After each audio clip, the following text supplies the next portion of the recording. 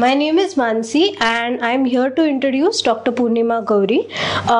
She completed her MBBS in 1992 from Bairamji Jijiboy Medical College and Sassoon General Hospitals in Pune.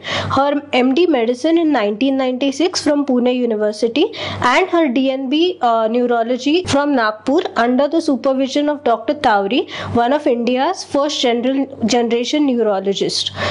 She was a visiting fellow in epilepsy at Melbourne's Royal Melbourne Hospital. She has also completed a palliative care certification and has a focus on palliative neurology. She is also the MD of the NGO Niche Advocacy Foundation. Hello, Dr. Purnima. Hello, Mansi. So, we are here on the occasion of World Brain Week, which is from 18 to 29 July. The theme of World Brain Week this year is Brain Health for All. Yes. So, Brain Health for All, it simply means that it is used to raise awareness about brain sciences. Yes. And Dr. Purnima Gauri, please give your insights on the same. Yes, so brain health is extremely important. Brain हा जो organ आहे आपला brain आपल्या आयडेंटिटीच्या आपल्या असण्याच्या साठीचा हा अवयव आहे आणि माझं जे व्यक्तित्व आहे व्यक्तिमत्व आहे ते माझ्या कार्यामुळे आणि माझ्या मेंदूमुळेच आहे. त्यामुळे ब्रेन हेल्थ मेंदूचं स्वास्थ्य हे आपल्या आयडेंटिटीसाठी सुद्धा महत्त्वाचं आहे. आणि ब्रेन हेल्थ फॉर ऑल याचाच अर्थ काय की प्रत्येकाला मेंदूच्या स्वास्थ्यासाठी लागणाऱ्या सगळ्या सर्व्हिसेससाठी ऍक्सेस पाहिजे. कुठून हे स्वास्थ्य प्राप्त करायचं, कसं त्याला मेंटेन करायचं आणि त्याच्यात जर काही गडबड जायली तर कोणाकडे जायचं, ह्या सगळ्या गोष्टी कळण्याकरता हे मिशन किंवा हे campaign world federation of neurology तर्फे आहे की ब्रेन हेल्थ फॉर ऑल. आणि म्हणूनच आपण त्यानिमित्ताने ह्या गप्पा मारतोय आज की ब्रेन हेल्थ साठी काय काय गरजेचं आहे. तुम्ही सध्या कुठे काम करता आहात किंवा? मी जोशी हॉस्पिटलमध्ये कन्सल्टंट न्यूरोलॉजिस्ट आहे आणि मंडे टू फ्रायडे माझी ओपीडी असते तिथे 12 ते 2 सोमवार ते गुरुवार आणि शुक्रवारी आता ब्रेन डेच्या निमित्तानेच आम्ही मेमरी आणि स्लीप क्लिनिक सुरू करतोय. So anyone who has issues with sleep and memory is welcome to come and consult. Brain sleep and memory क्लिनिकचा अर्थ जरा सांगू शकाल? काय एक्झॅक्टली काय सुरू करताय किंवा काय सर्व्हिसेस असतील? बरोबर. तर आता स्लीप म्हणजे निद्रा, झोप. तर हे अतिशय महत्त्वाचा घटक आहे हा आपल्या मेंदूच्या स्वास्थ्यासाठी. कारण झोप ही ती स्थिती आहे, ही ती अवस्था आहे जेव्हा मेंदूचं हाऊसकीपिंग फंक्शन होतं. हाऊसकीपिंग फंक्शन म्हणजे काय? साफसफाई. जशी आपली बाई रोज येते आणि घराची साफसफाई करते, झाडूपोछा करते, धुणं भांडी होतात, तीच क्रिया मेंदूमध्ये पण होते. कारण आपण दिवसभर मेंदूला सतत वापरत असतो. म्हणजे आपण ऍक्टिव्हली विचार करताना मेंदूला वापरत असतो. आपण बोर होतो ना तेव्हा सुद्धा मेंदूलाच वापरत असतो. आपण टीव्ही बघतो तेव्हा मेंदूला वापरत असतो, पुस्तक वाचतो तेव्हा मेंदूला वापरत असतो. तो मेंदूचा वापर हा सतत होत असतो. आपण जेवत असतो तेव्हा ऑफकोर्स अन्ननलिका, पण मेंदूचाही वापर चालूच असतो. कॉन्स्टंटली जागेपणी मेंदू वापरला जात असतो. त्यामुळे हे सगळे जे न्यूरोकेमिकल्स रिलीज होतात आणि मेंदूच्या पेशीमध्ये त्या सायनॅप्सिसमध्ये पसरलेले असतात. मग ही जी साफसफाई आहे, दुसऱ्या दिवशी पुन्हा आपल्याला नवीन दिवस सुरू करायचा असतो, तर ही जी साफसफाई आहे, हाऊसकीपिंग फंक्शन मेंदूचं झोपेमध्ये होतं. त्यामुळे झोप ही हेल्दी असणं हे अतिशय महत्त्वाचं आहे मेंदूच्या स्वास्थ्यासाठी. आणि दुसरा भाग एस्पेशली अभ्यास करणाऱ्या मुलामुलींसाठी महत्त्वाचं आहे की कन्सॉलिडेशन ऑफ मेमरी हे झोपेमध्ये होतं. म्हणजे जसं आपण कम्प्युटरवरती आपली फाईल येते, आपण काहीतरी त्याच्यात टाईप करतो, मग आपण क्लोज करायला जातो तर कम्प्युटर विचारतं की do you want to save this document. मग आपण येस म्हटलं की एक तर वेळ घेतं सेव्हिंगसाठी. तर हीच क्रिया मेंदूमध्ये होत असते. That is non as consolidation of memory. Consolidation of मेमरीचा सर्वात मोठा भाग झोपेमध्ये होतो. दिवसभरात आपण किती काय काय अनुभवलं असतं, वाचलं असतं, बघितलं असतं, ह्या सगळ्याचं रूपांतर हार्ड ड्राईव्हमध्ये आपल्या मेंदूच्या जात असतं, आर्काईव्ह होत असतं. तर हे आर्कायव्हिंग आणि कन्सॉलिडेशनचं फंक्शन झोपेमध्ये होत असतं. तर अभ्यास करणाऱ्या मुलामुलींसाठी हा अजून महत्त्वाचा निरोप आहे किंवा मेसेज आहे की झोप ही तुमची रिफ्रेशिंग होणं अतिशय गरजेचं आहे. म्हणजे सकाळी उठल्यावर फ्रेश वाटतंय की नाही हा एक सोपा प्रश्न स्वतःला विचारणं गरजेचं आहे. तर त्यामुळे झोप हा थोडासा दुर्लक्षित झालेला भाग आहे. कोविडमुळे लोकांचे स्लीप सायकल्स अतिशय बदलले. भारतात राहून सुद्धा इंग्लंडच्या टाइम झोनमध्ये लोक जगतायत किंवा भारतात असून सुद्धा मिडल ईस्टच्या टाइम झोनमध्ये काही लोक जगतायत, काही लोक भारतात असून सुद्धा अमेरिकेच्या टाइम झोनमध्ये जगतायत. इतका स्लीप लॅग लोकांच्या जीवनशैलीमध्ये पडलेला आहे, त्याला रिसेट करावं लागतं. काही जणांची झोप कमी झालेली आहे, अँझायटी निर्माण झालेली आहे कोविडमुळे, त्याच्यामुळे सुद्धा लोकांच्या झोपेवर परिणाम झालेले आहेत. इतके पेशंट सध्या ओपीडीमध्ये येत आहेत, चक्कर, डोकेदुखी किंवा वेगळे काहीतरी त्रास घेत. आणि मग त्यांची स्लीप हिस्ट्री जेव्हा आपण घेतो की त्यांची झोप कशी होते हे जेव्हा आपण घेतो, तेव्हा 90% लोक सांगतात की नाही, झोप गडबड झालेली आहे. तर त्यामुळे झोपेकडे लक्ष द्यायचंय. तर निद्रादोष, स्लीप डिसऑर्डर्स हा एक मोठा सब्जेक्ट आहे आणि तो थोडाफार रेस्पिरेटरी मेडिसिनकडे जातो. जेव्हा घोरण्याचा आजार असतो तेव्हा रेस्पिरेटरी मेडिसिन वाले बघतात, पण घोरण्याचा आवाज सोडल्यानंतरचे जे उरतात झोपेचे विकार ते न्यूरोलॉजिस्टच मॅनेज करतात. म्हणजे इन्सोमनिया पासनं ते स्लीप डिसऑर्डर्स मध्ये रेम स्लीप बिहेवियर डिसऑर्डर म्हणून एक येतं की ज्याच्यात स्वप्न पडतात व्यक्तीला आणि ती स्वप्न झोपेमध्ये ऍक्ट आउट केली जातात. तर ह्याची ट्रीटमेंट सुद्धा न्यूरोलॉजिस्टच करतात. ऑफकोर्स सायकियाट्रिस्ट सुद्धा इन्व्हॉल्ड असतात स्लीप डिसऑर्डर्स मध्ये, पण मुख्यतः there is a big chunk of neurological disorders, sleep disorders which are manage by neurologist. आणि ह्या विषयाकडे दुर्लक्ष झालंय असं मला खूप वाटतं, एस्पेशली पोस्ट कोविड झोन्समध्ये. तर त्यामुळे त्या उद्देशाने हे स्लीप क्लिनिक सुरू केलेलं आहे. कारण अनेक इतर जे विकार आहेत, वर्टॅगो म्हणा, मायग्रेन म्हणा, एपिलेप्सी म्हणा किंवा इव्हन स्ट्रोक्स म्हणा, त्याच्या मुळाशी स्लीप डिसऑर्डर्स आहे. एखाद्याची स्लीप जर डिस्टर्ब असेल समजा, तर काय प्रिव्हेंटिव्ह मेजर्स घ्यावे त्यांनी, त्याच्यामुळे झोप जास्त चांगली आहे? बरोबर आहे. तर सर्वात इथे या फोरम मध्ये मला सांगावं असं वाटेल स्लीप हायजीन. स्लीप हायजीन म्हणजे झोप चांगली लागण्यासाठी घेण्याचे काही प्रिकॉशन्स. तर त्याच्यामध्ये आहे की म्हणजे एस्पेशली तुम्हाला जर झोप तुमची जर डिस्टर्ब असेल तर तुमच्यासाठी हे अतिशय महत्वाचं आहे की 5 वाजल्यानंतर चहा किंवा कॉफी घ्यायचं नाही. Don't try to wake up your brain chemically after 5 PM. त्याच्यानंतर एक्सरसाइज जर करायचं असेल, एस्पेशली एरोबिक्स, तर ते संध्याकाळी 7 नंतर नाही करायचे, कारण त्याने सुद्धा ब्रेन जागा होऊ शकतो. 9:30-10 नंतर all gadgets should be switched off. तर gadgets should be switched off. Light emitting devices आहेत हे. उजेडामुळे we are design to respond to daylight and light. तर उजेडामुळे मेंदू जागा होतो, त्यामुळे लाईट एमिटिंग डिव्हाइसेसचं हायजीन, डिसिप्लिन अतिशय महत्वाचं आहे. 9:30-10 नंतर light emitting devices should be switched off. त्यानंतर जर झोप लागत नसेल तर कूस पलटत त्याच बेडवर आपण वळत नाही राहायचं, कारण मग you are training your system की bed is a place where I cannot sleep. त्यामुळे या कुशीवरून त्या कुशीवर असं करत राहायचं नाही. झोप लागत नसेल तर एक जागा ठरवायची जिथे आपण वाचन करू शकतो, वाचायचं, आणि ते वाचायचं पुस्तकातून. डिजिटल रीडिंग करायचं नाही. So reflected light is okay, emitted light is not okay.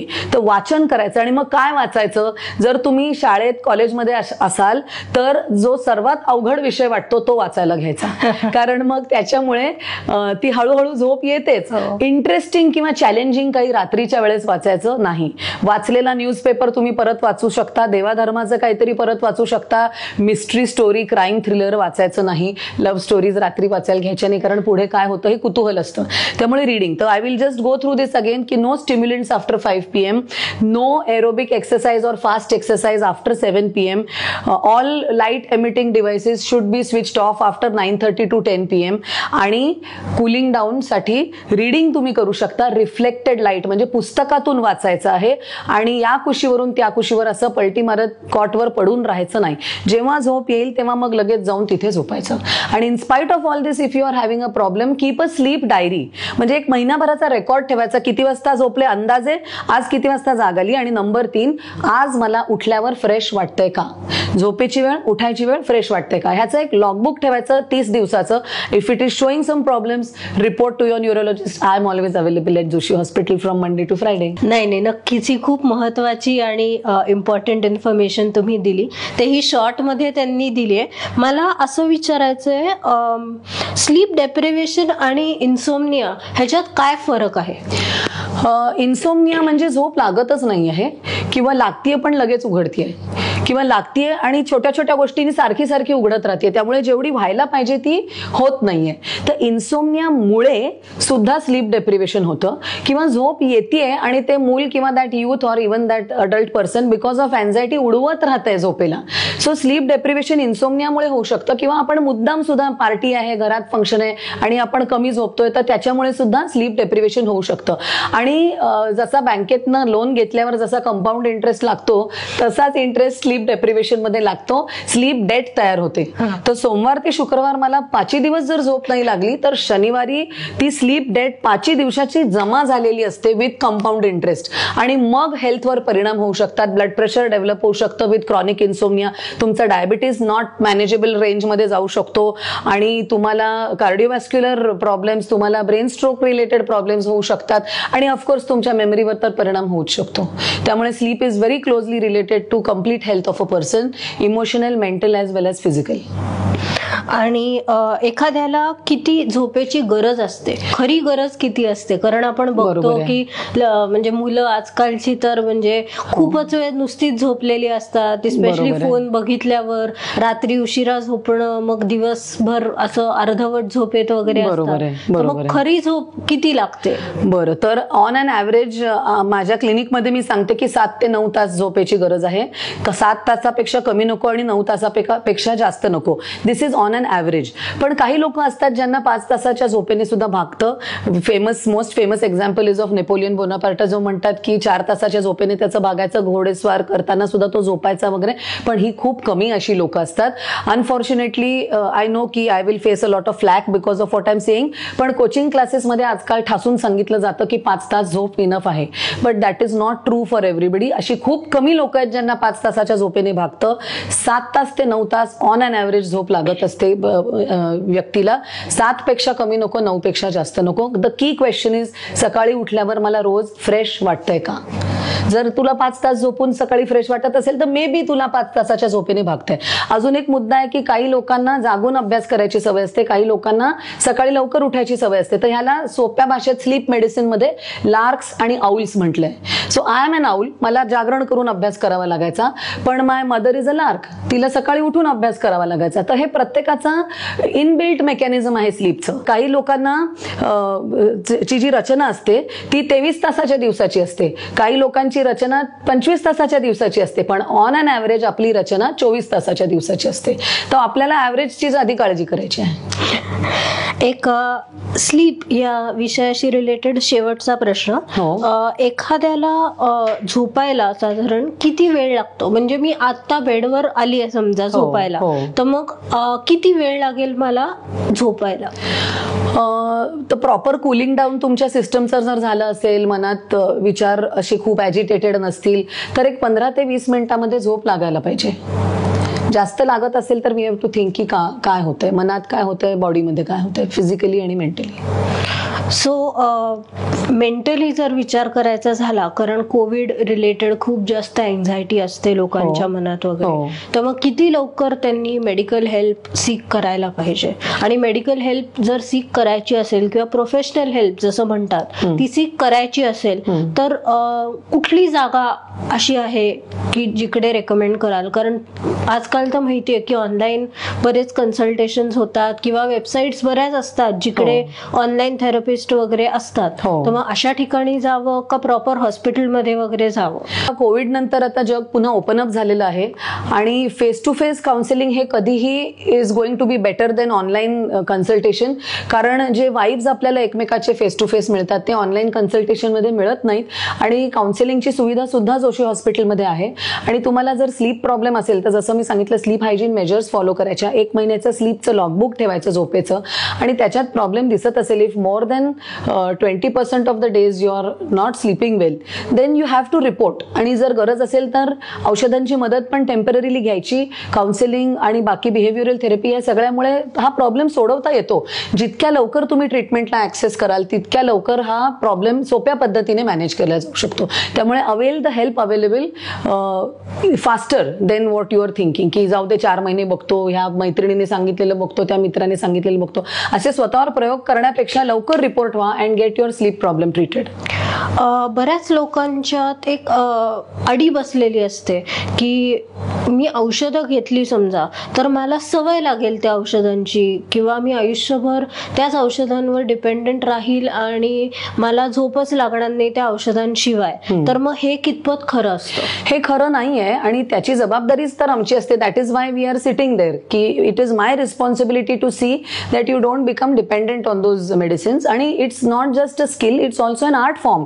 कशा पद्धतीने औषधं द्यायचं, कुठचं औषध निवडायचं त्या 10-15 औषधांपैकी. So it's not just a skill, it's an art form. पेशंटची पर्सनॅलिटी, रिक्वायरमेंट्स, त्याचं फिजिकल स्ट्रक्चर, त्याचे इमोशनल नीड्स हे सगळं बघून आपल्याला ठरवावं लागतं की या व्यक्तीसाठी कोणतं कॉम्बिनेशन द्यायचं आहे. आणि मग it's up to us to see that patient will not get dependent or addicted to those medicines. त्यामुळे असं नाहीये, it's not at all a rule of thumb की एकदा सुरू केली की ती संपणार नाहीत, मुळीच नाही. Thank you so much, Dr. Purnima. It Thank was you. a very enlightening session. आज बऱ्याच नवीन गोष्टी कळल्या अबाउट स्लीप ज्यांचा विचार पण नव्हता केला आणि ज्या डेली लाईफमध्ये आपण खूप जास्त म्हणजे अशाच खूप ग्रांटेड घेतो ह्या गोष्टी. बरोबर. थँक्यू मानसी.